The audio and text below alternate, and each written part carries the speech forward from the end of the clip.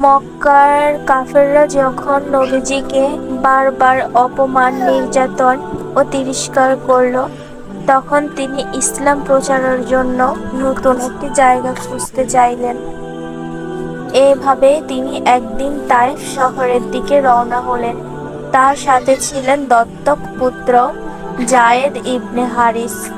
নবীজি আশা করেছিলেন তায়েফের মানুষ হয়তো সত্যের কথা শুনবে, ইসলাম গ্রহণ করবে, কিন্তু সেখানে পৌঁছে তিনি এমন অপমানের মুখোমুখি হলেন যা ভাষায় প্রকাশ করা কঠিন। তায়েফের নেতা ও প্রভাবশালী লোকেরা তাকে বিদ্রূপ করল, অপমান করল, এমনকি উচ্ছৃঙ্খল ছেলেপেলেদের দিয়ে গালি দিতে ও পাথর ছুঁড়তে লাগলো। রাসূল সাল্লাল্লাহু আলাইহি সাল্লাম ও যায়েদ পাথরের আঘাতে রক্তাক্ত হলেন। নবীজি এর এক পা দিয়ে রক্ত গড়িয়ে স্যান্ডেল ভিজে গেল। তখন তিনি ধৈর্য ধরলেন, রাগ করেননি। শহরের বাইরে এক বাগানে আশ্রয় নিয়ে নবীজি আল্লাহর কাছে এক হৃদয় বিদারক দোয়া করলেন, হে আল্লাহ, আমি আমার দুর্বলতার, শক্তিহীনতার এবং মানুষের কাছে তুচ্ছ হওয়ার অভিযোগ তোমার কাছে করছি।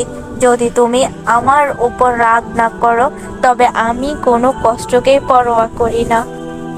এই সময় ফেরেশতা জিবরাইল আলাইহিস সালাম এসে জানালেন, আল্লাহ চাইলে এই দুই পাহাড়ের মাঝে তায়েফ শহরকে ধ্বংস করে দিতে পারেন।